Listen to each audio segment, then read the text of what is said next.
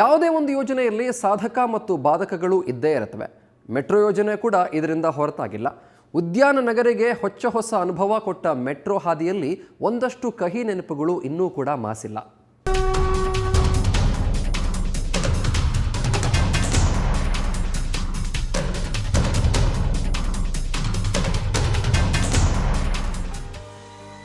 ನಮ್ಮ metro, Bengaluru metro ಅಂತೆಲ್ಲ ಕರೆಸಿಕೊಳ್ಳೋ metro ರೈಲಿನ ಆಗಮನದ ಮೊದಲ ಹೊಡೆತವಾಗಿದ್ದು ಹಚ್ಚ ಹಸಿರಿನ ವನಸಿರಿ ಮೇಲೆ.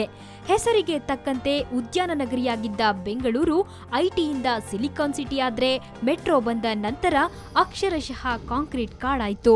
ಬೆಂಗಳೂರಿಗರನ್ನ ಕಾಡ್ತಿದ್ದ ಟ್ರಾಫಿಕ್ ಭೂತದಿಂದ ತಪ್ಪಿಸಿಕೊಳ್ಳೋಕೆ ಮೆಟ್ರೋ ಮೊರೆ ಹೋದ್ರೆ ಮೆಟ್ರೋ ಹಾದಿ ಸುಗಮಕ್ಕಾಗಿ ಹಿಂದೆ ಮುಂದೆ ನೋಡದೆ ಹಸಿರು ಮರಗಳ ಮಾರಣ ಹೋಮವೇ ಮಾಡಬೇಕಾಯ್ತು.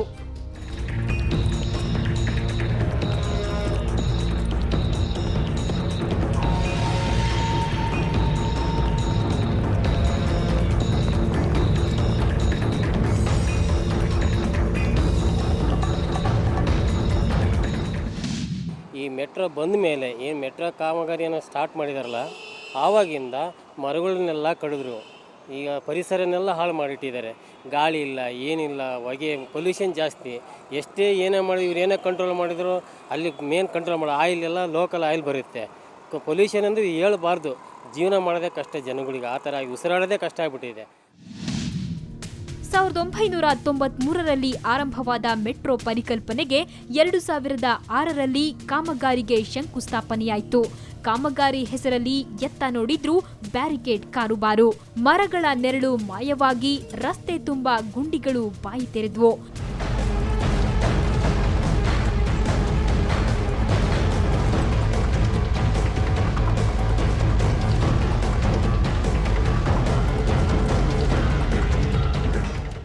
ಎಲ್ಲೆಲ್ಲೂ ಮೋಡ ಕವಿದಂತೆ ಧೂಳಿನ ಅಬ್ಬರ. ವಾಹನ ಸವಾರರು ನಿತ್ಯ ನರಕದಲ್ಲಿ ಸಂಚರಿಸುವಂತಾಯ್ತು. ಮೆಟ್ರೋ ಕಾಮಗಾರಿಯಿಂದಾಗಿ ಬಿದ್ದು ಎದ್ದು ಸಾಗುವುದು ಮಾಮೂಲಿಯಾಯ್ತು. ಆದ್ರೆ ಇದಕ್ಕೆ BMRCL ಮೆಟ್ರೋದ ಅಧಿಕಾರಿ ಹೀಗೆ ಹೇಳ್ತಾರೆ.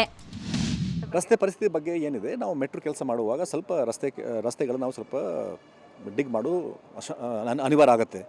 ಕೆಲವು ಸ್ಟೇಷನ್ ನಾವು ಈಗ ಸಿಟಿ ಮಾರ್ಕೆಟ್ ಸ್ಟೇಷನ್ ನೋಡ್ತಾ ಇದ್ದೀವಿ, ಪೂರ್ತಿ ನಾವು ಓಪನ್ ಮಾಡಿ ಇಟ್ಟಿದ್ದೀವಿ ಅದನ್ನು.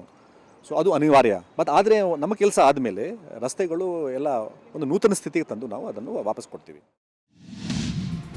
ಮೆಟ್ರೋ ಕಾಮಗಾರಿಯಿಂದ ಸಾರ್ವಜನಿಕರಿಗಷ್ಟೇ ಅಲ್ಲ, ಕಾಮಗಾರಿ ನೌಕರರಿಗೂ ನೆಮ್ಮದಿ ಸಿಗ್ತಿಲ್ಲ. ತುತ್ತು ಕೂಳಿಗಾಗಿ 4 ಕಾಸು ಸಂಪಾದನೆಗೆ ಬಂದ ಕಾರ್ಮಿಕರಿಗೆ ಮೊದಲು ರಕ್ಷಣೆಯ ಕೊರತೆ ಕಾಡ್ತಿದೆ. ಇದಕ್ಕೆ ಈವರೆಗಿನ ಮೆಟ್ರೋ ಅಪಘಾತಗಳೇ ಸಾಕ್ಷಿ. ಬದುಕು ಕಳೆದುಕೊಂಡವರು. 2009ರಲ್ಲಿನ ಮೆಟ್ರೋ ಅವಘಡಗಳು. ಜನವರಿ 11 MG ರಸ್ತೆಯ ಕಾಮಗಾರಿ ವೇಳೆ ಅಸ್ಸಾಂ ರೂಪಂಕರ್ ಗೋಸ್ವಾಮಿ ಸಾವು. ಜನವರಿ 29 ರಾಜಾಜಿನಗರದ ವೆಸ್ಟ್ ಆಫ್ ಕಾರ್ಡ್ ರೋಡ್ ಬಳಿ 4ವರಿಗೆ ಗಾಯ. ಮೇ 23 ಕೊಳ್ಳೇಗಾಲ ಮೂಲದ ಪ್ರಕಾಶ್ ಎಂಬ ಕಾರ್ಮಿಕ ಸಾವು. ಜುಲೈ 9 ಲಾಲ್ಬಾಗ್ ವೆಸ್ಟ್ ಗೇಟ್ ಬಳಿ ಕೊಪ್ಪಳ ಮೂಲದ ಸಂಗಪ್ಪ ಸಾವು. ಆಗಸ್ಟ್ 3 CMH ರಸ್ತೆ ಬಳಿ 2 ಕಾರ್ಮಿಕರಿಗೆ ತೀವ್ರ ಗಾಯ. ಅಕ್ಟೋಬರ್ 8 ವಿಜಯನಗರ ಬಳಿ ಬಂಗಾಳದ ಸುಚಂದ್ರ ಎಂಬ ಯುವಕ ಸಾವು. 2011ರಲ್ಲಿನ ಮೆಟ್ರೋ ಅವಘಡಗಳು. ಮಾರ್ಚ್ 1 ಬಂಗಾಳ ಮೂಲದ ಬಿಕಾಶ್ ಮಂಡಲ್ ಸಾವು. ಆಗಸ್ಟ್ 3 ರೀಚ್ 2ರಲ್ಲಿ ವಲಸೆ ಕಾರ್ಮಿಕನೊಬ್ಬನ ಸಾವು. 2012ರಲ್ಲಿನ ಮೆಟ್ರೋ ಅವಘಡಗಳು. ಮಾರ್ಚ್ 19 KR ರಸ್ತೆಯಲ್ಲಿ ಕೈಕೊಳೆದುಕೊಂಡ ಕಾರ್ಮಿಕ ಪುಲಿಸಿಂಗ್. ಮೇ 30 ತುಮಕೂರು ರಸ್ತೆಯಲ್ಲಿ ಕ್ರೇನ್ ಅಡಿ ಸಿಕ್ಕಿದ ಪಂಜಾಬ್ ಕಾರ್ಮಿಕ ಸಾವು. ಜೂನ್ 16 SV ರಸ್ತೆಯಲ್ಲಿ ಬಂಗಾಳ ಮೂಲದ ಕಾರ್ಮಿಕ ಸಾವು. ನವೆಂಬರ್ 9 ನೃಪತುಂಗ ರಸ್ತೆಯಲ್ಲಿ ಯುವ ಕಾರ್ಮಿಕ ಸಾವು.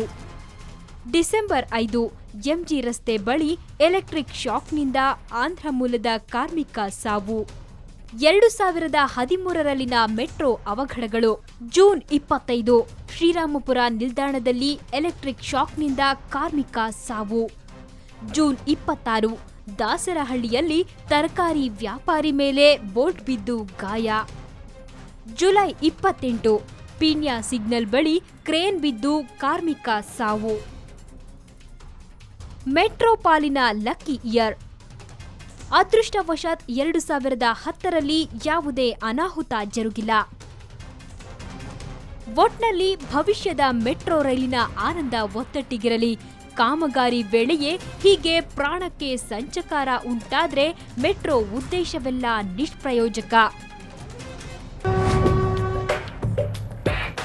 ಬರೀ ಕಾಸ್ಟ್ ಅನ್ನು ನೋಡಿದ್ರೆ ನೋಡಿ, ನಮಗೆ 100 ಕೋಟಿಯಲ್ಲಿ ಮಾತ್ರ ಇಂಪ್ಲಿಮೆಂಟ್ ಮಾಡಬೇಕು, ಅದಕ್ಕೆ ಅವ್ರಿಗೆ ಬೇಕಾಗಿರೋ ಫೆಸಿಲಿಟೀಸ್ಗಳನ್ನ ಕೊಡೋದಿಲ್ಲ ಅನ್ನೋ ಸ್ಥಿತಿ ಆಗಲೇಬಾರ್ದು.